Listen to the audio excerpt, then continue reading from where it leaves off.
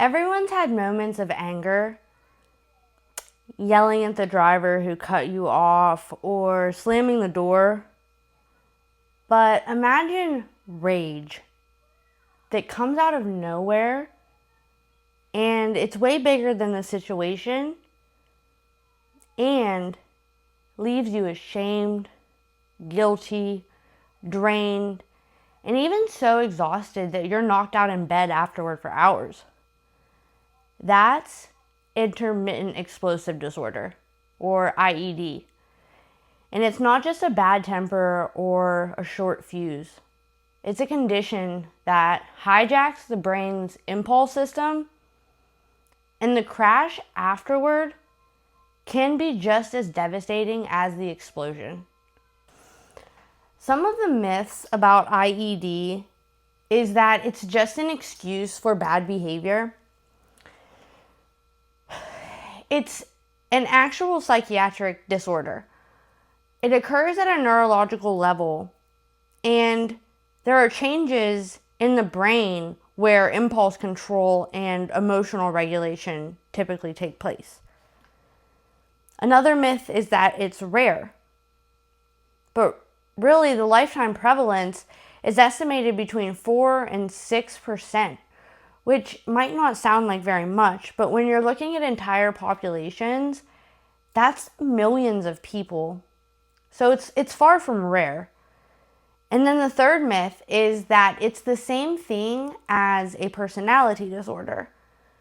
But IED is different because the outbursts are impulsive. And unlike antisocial or abusive patterns, people with IED often feel intense shame, guilt, and regret after an episode of anger, after an outburst of rage. And most people do refer to it as rage, not anger, because it's a sudden, intense feeling. It's overwhelming.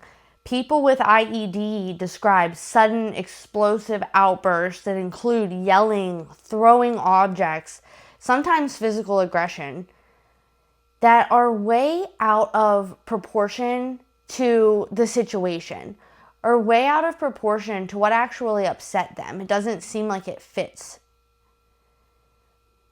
And the episodes are short because there's so much energy involved. They may only last a few minutes, but the impact is huge. Broken relationships, broken trust, sometimes even broken bones or destroyed property, sometimes arrests. And if these people are drinkers, this can make it extremely complicated and dangerous for them and for the people around them. And something you don't see from the outside looking in is the crash after the fire. So you see the explosive outburst, but people often describe the intense shame, like wondering, what's wrong with me?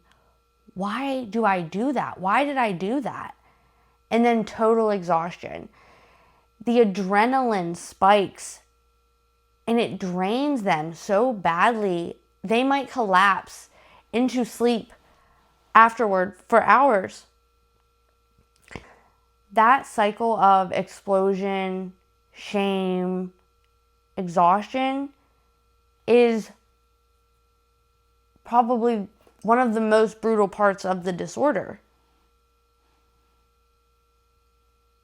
An example of an explosion that I could think of in real life would be like my roommate ate my leftovers and I saw red. Next thing I knew, I'd thrown the entire container of leftovers across the room.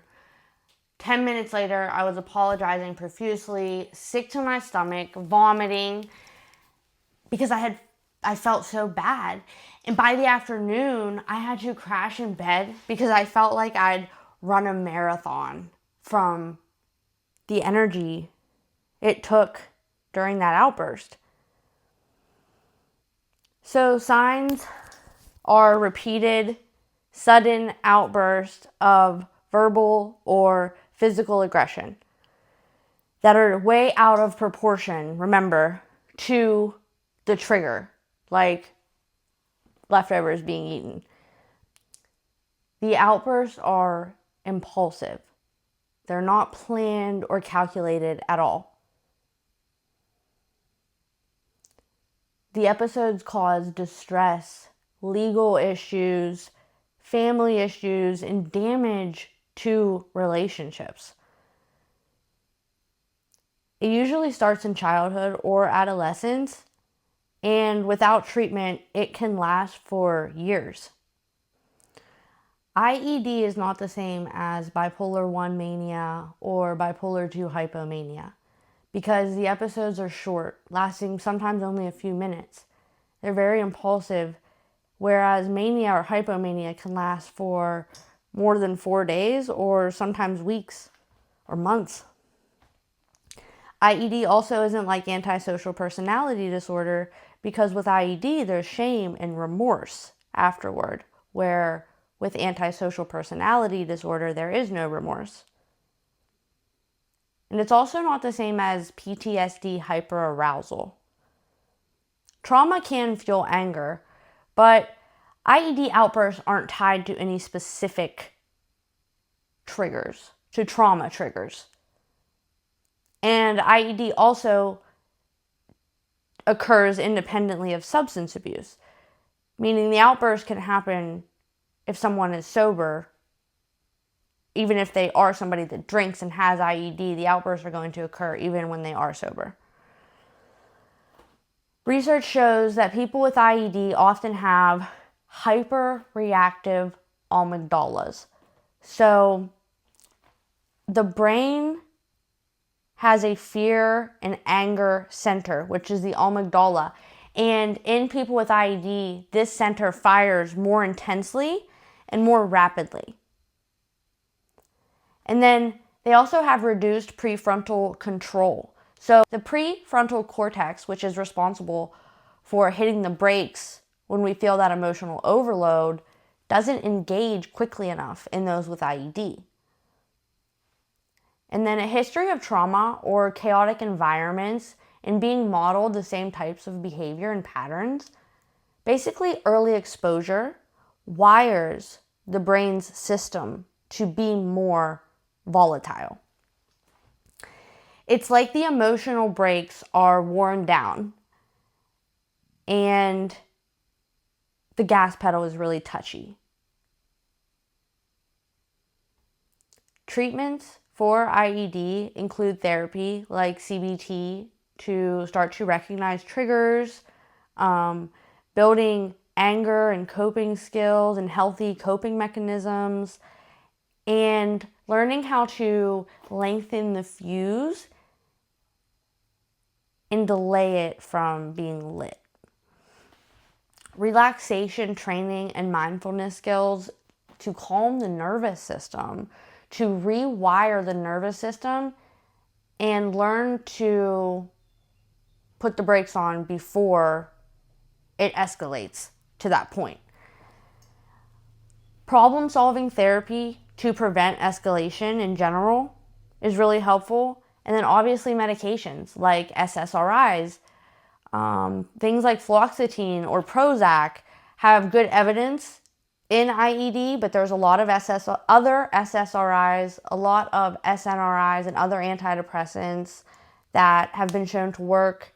And then mood stabilizers like lithium, carbamazepine, Depakote, Lamictal in some cases has been shown to work. And these are really useful medications when they are used appropriately in combination with other effective treatments.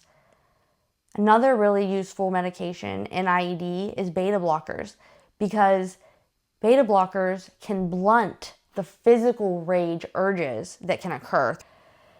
And then lifestyle support like good sleep hygiene, exercise, reducing alcohol or stimulant intake, and then practicing early warning awareness and learning, again, to recognize those triggers and de-escalate before it's too late to prevent the shame and the guilt.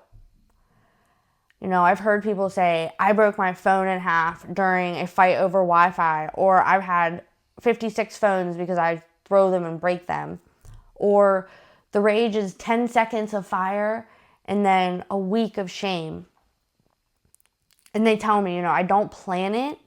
It just detonates like a bomb. And afterward, I'm too drained to even move. Intermittent explosive disorder isn't about being a horrible, angry, bad person. It's really not.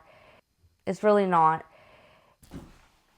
It's about a brain that's wired at a cellular level for sudden firestorms of rage.